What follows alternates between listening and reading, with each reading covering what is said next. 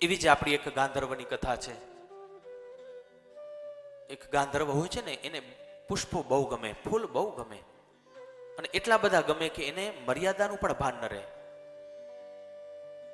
એક રાજાનો મોટો બગીચો, અને બગીચામાં પુષ્પ, અને પુષ્પ જોવે એટલે પોતે, કેમ કે ગાંધર્વમાં શક્તિ હોય, મનુષ્યથી પ્રબળ, અદૃશ્ય થઈ જાય. અદૃશ્ય થઈને બધા ફૂલ લઈને નીકળી જાય.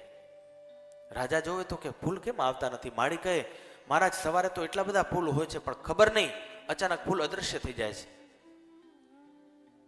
એટલે બ્રાહ્મણોને બધાને ભેગા થઈને જોયું કે ભાઈ છે શું?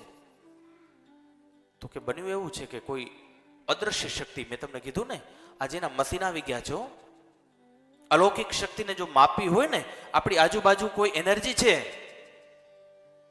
આજે આપણે પ્રશ્ન કરવાની જરૂર જ નથી. વિજ્ઞાન આટલું આગળ વધી ગયું કે આપણે ધર્મને પ્રશ્ન કરવાની જરૂર નથી.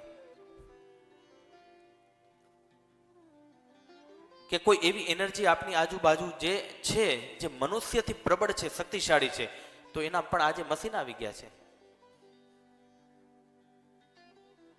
તો બધા ઋષિઓ કીધું કે ભાઈ કોઈ ગાંધર્વ છે જે અદૃશ્ય રૂપે અહીંયા આવે છે, અને ગાંધર્વોને પકડવો અઘરો છે, કારણ કે કોઈ મનુષ્ય બહુ સહજતાથી કોઈ ગાંધર્વને ન પકડી શકે. તો કે હવે એના માટે શું કરવું? તો કે એના માટે એક કરવું પડે. જો એ કોઈ પાપ કરી લે એના હાથે, જો કોઈ પાપ થાય તો એ પાપ દ્વારા એની શક્તિ ક્ષીણ થઈ જશે, અને પછી એ રૂપ નહીં બદલી શકે, એ કોઈ કાર્ય નહીં કરી શકે. તો કહે પાપ કેવી રીતે કરાવું? તો કે બીજું કાંઈ ન થાય, બિલીપત્ર જમીનમાં પાથરી દો.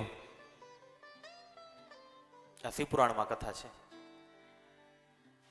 બિલીપત્ર જમીનમાં પાથરી દો, એ બિલીપત્ર ઉપર જેવો પગ આપશે ને, એટલે એની શક્તિ બધી વહી જશે.